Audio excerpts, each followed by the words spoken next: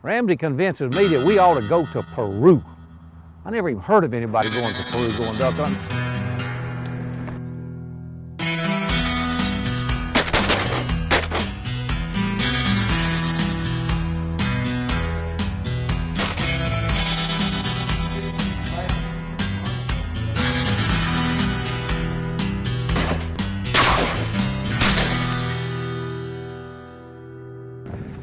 Unbelievable.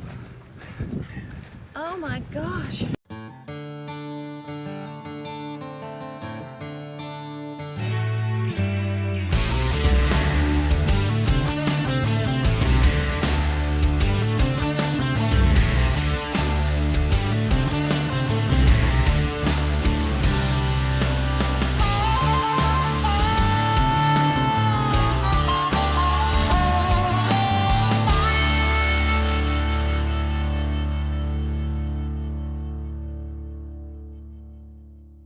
Okay, we're back in Peru for our second half of our cinnamon teal duck hunt. If you missed a show last week, we came down to Peru with Ramsey Russell, getducks.com, to a place that is reputed to have the highest concentration of cinnamon teal ducks on the face of the globe. Ramsey had been here once before. He kind of knew what was going to happen, but we didn't. Terry, I'm looking forward to the new Mojo floating decoy system. Look, I heard that stuff from daylight till noon. You said you wanted a floater? We got a floater. We got a floater. Yeah. And I promise you to be the darndest thing you've ever seen. Sand not included. No, you go buy it, you got to put your own sand in there. We don't furnish the sand. I'm looking forward to seeing how it works out. Or if you can pay your shipping, we'll ship the sand with it. Okay. It won't be Peru sand. Okay. It's going to be U.S. sand, you know, dug out of the Mississippi River. All right.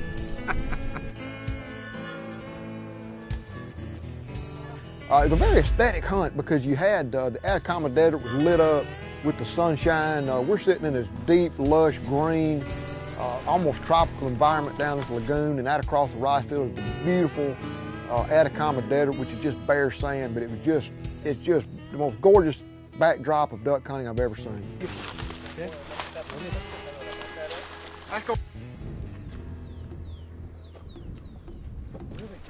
Custom shell pouch. Like that? That back is better. Yeah. Old school shell pouch. That's an old school shell pouch. Now here's great. So we go out there, put our brand new, just invented, not yet quite perfected, floating Mojo Teal out.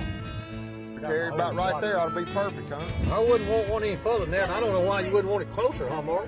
Nevertheless, they do float. We can put them out in front of us. We do have some cord to go on our decoys now, so we can hold our decoys in front of us. So maybe we can finally decoy a duck right in front of us. Like these right here.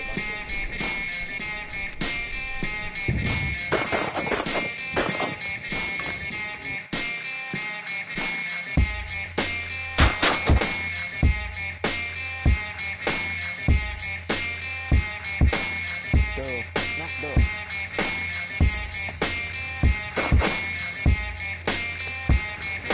Threw himself on the sword. Y'all watch Ramsey tonight and see if he's drinking some of that tea.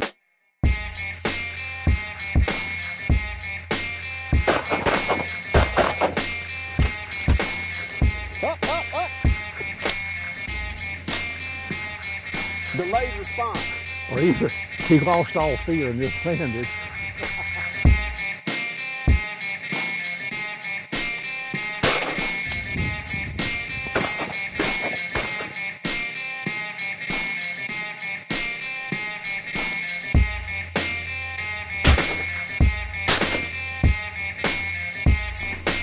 Did you see that? I didn't even shoot my gun and 2 ducks failed. Well, I know, you're good. You're that good. What happened? I want to see the footage on that one. Really?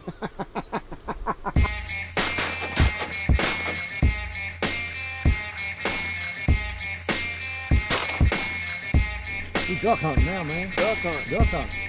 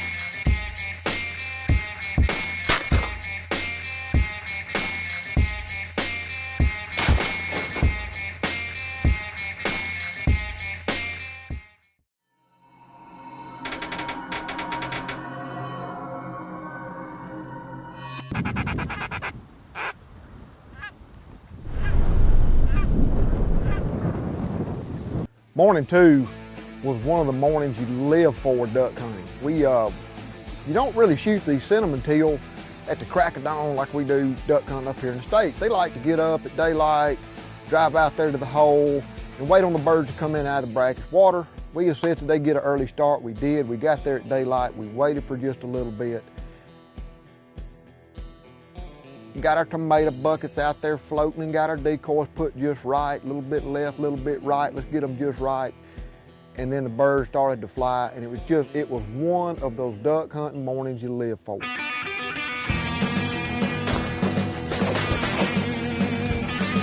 Oh, bring up, birdie.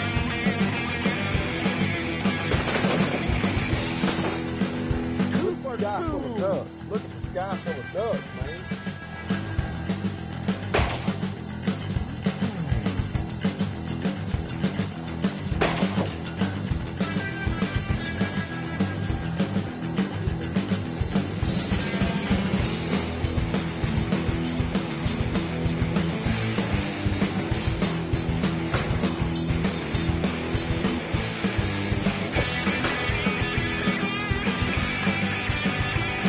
I got a feeling you flop shot that one, Ramsey. No, sir. Did you hit the one you shot in? Sir.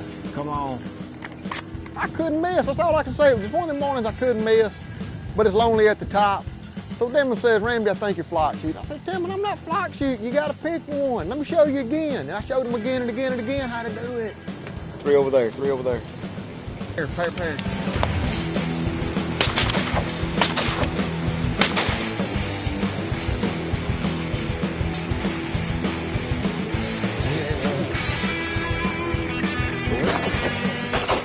I shot in front of that bird.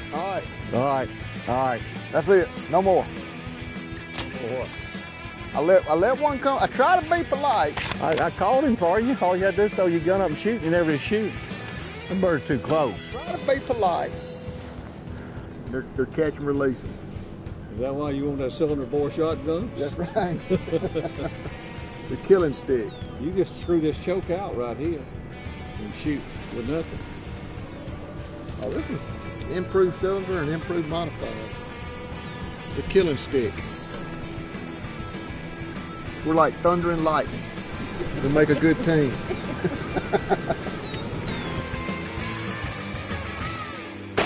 You must be the thunder, you know. It's the thunder and I'm the lightning. Oh, no, it's no action. All right, Terry. No more prisoners. Really?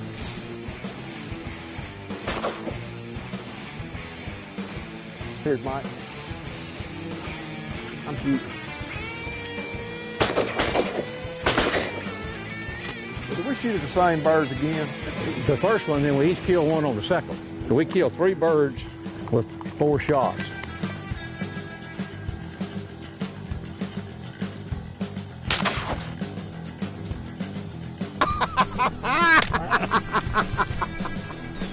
Good shoot.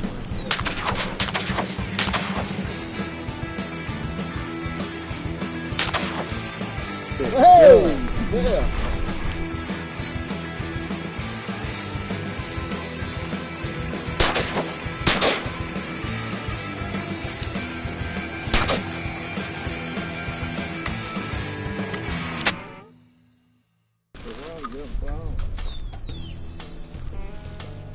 On the way back from the hunt too, we're still just, oh man, we're great because we're a great duck hunt. We stop on a high point overlooking the river and overlooking the rice valleys. Nate disappears. You know, where'd Nate go? And we look up the top of this hill and here comes Nate flying over the top. He looks like Raiders in the Lost Ark. I'm expecting the whole Indian nation of Inca to be flying behind him with spears in their hand. What has he found? Nate's our field producer. Anyway, he insisted that we come climb over the top of this big sand hill and see what he has found over there. So we told him, I said, Nate, when we get there, it better be worth climbing, because climbing mountains is hard enough. Climbing sand mountains is triple hard. Oh my God. I told you. Looks like Halloween. Trust me. Wait till you see what he found on the other side.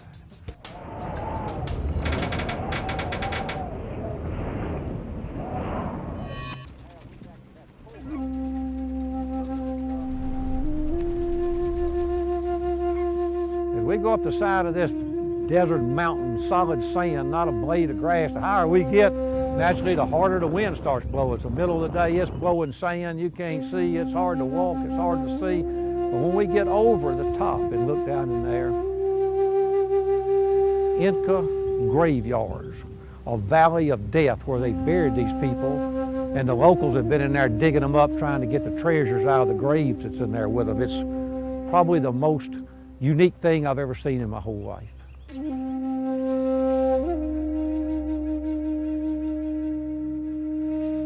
Find these areas that were burial grounds that have been dug up and looking for different artifacts and stuff. And that's what Nathan had found. He had found an area that had been dug up by whomever, and somebody had found a sense of humor in reconstructing a human skeleton out of all these bones.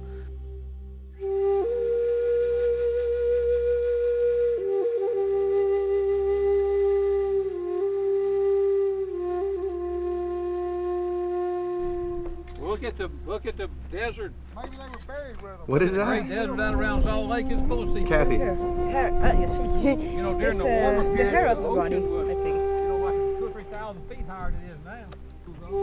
Yes, yes, Definitely. yes. Yes, that's human hair. That's human hair? Yes. Yes.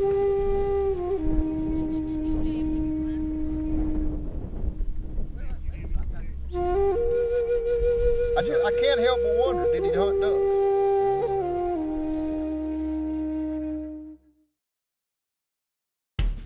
We stopped back by the market, just another market, the upscale market in the good part of town, to take another look around, to go in there and do some filming. And it was just, it's fun. It's interesting seeing how other cultures live like that.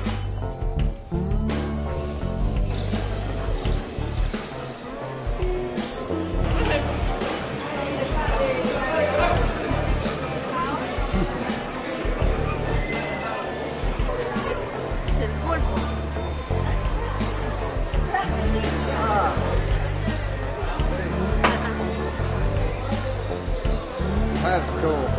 That's good. That's lunch. That's lunch today. Oh, like fish with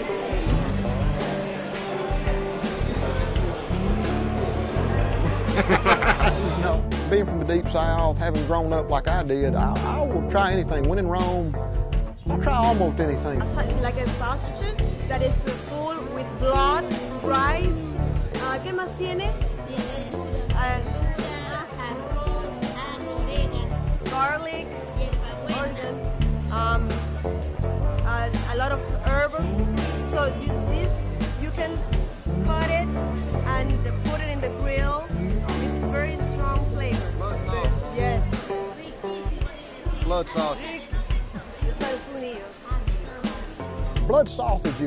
Blood sausage is so popular down in Latin America. So I've tried it 10 times, and after 10 times I realized, you know, I don't like blood sausage. I'm not eating it. This is a typical bread from here with sugar on the top, like La leche is... manjar de leche, the sweet milk. You boil and nuclear bread. Yeah.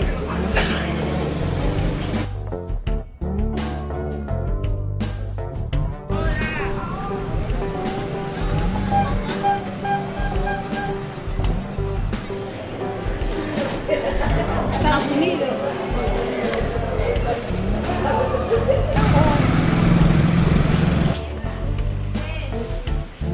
Life is good. Hacienda del Abuelo.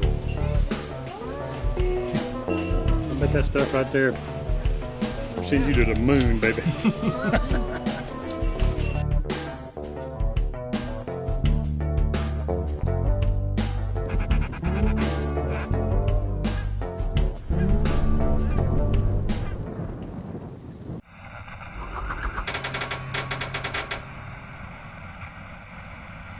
All right, it's the third and last morning. We only got a few hours to shoot, and we got to pack up.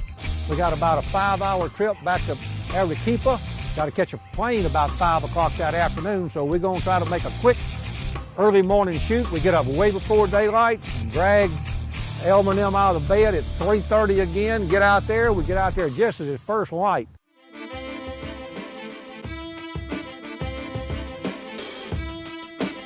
The problem was getting set up. There was really nowhere to set up on dry ground.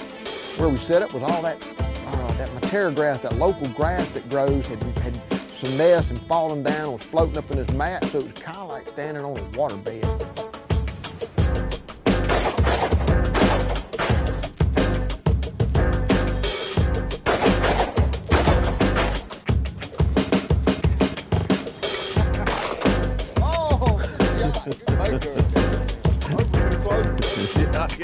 You had to be real careful where you step. One false step and you're gonna go to the bottom.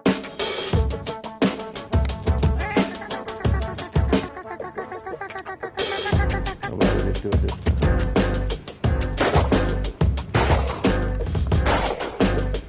Just a great duck shoot. Boy, those teal just pouring through there. We're right on the Pacific Ocean again, waves crashing right behind us.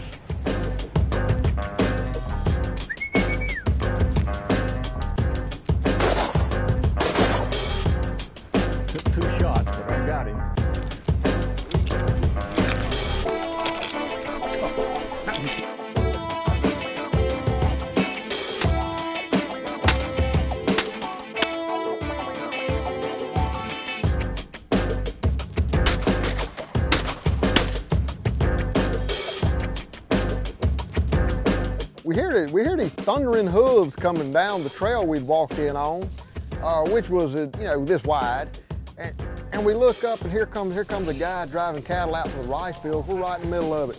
We're shooting ducks, he's driving cattle. Just another day in Peru.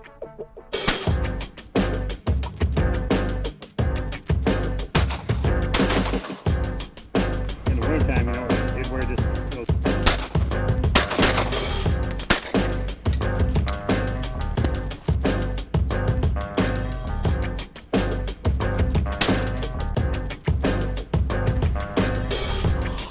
I know it.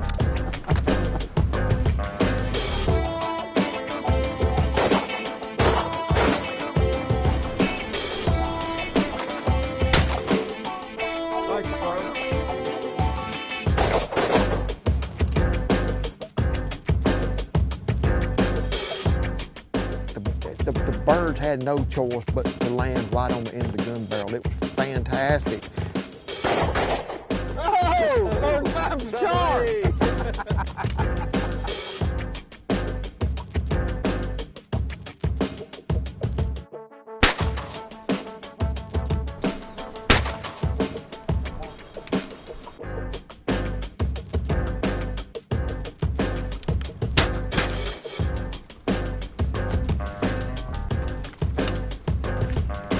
Sounds a little better.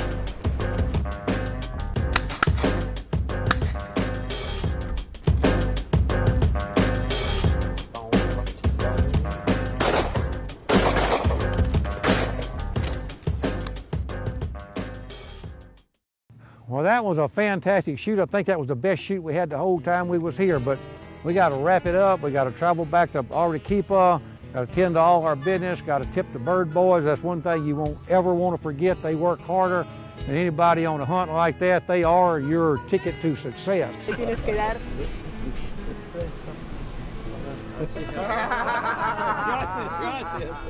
Gracias. Thank you. Great big world full of ducks. Peru belongs on everybody's life list. At the end of our third hunt, it was unanimous among the staff, the cameramen, the hunters, that this hunt belongs on everybody's life list.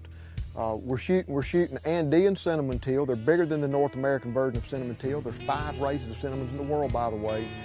This was pure cinnamon. We did shoot a few white cheek pintails and yellow-bill pintails, but cinnamon teal in a beautiful country, far off the beaten path, way off the radar.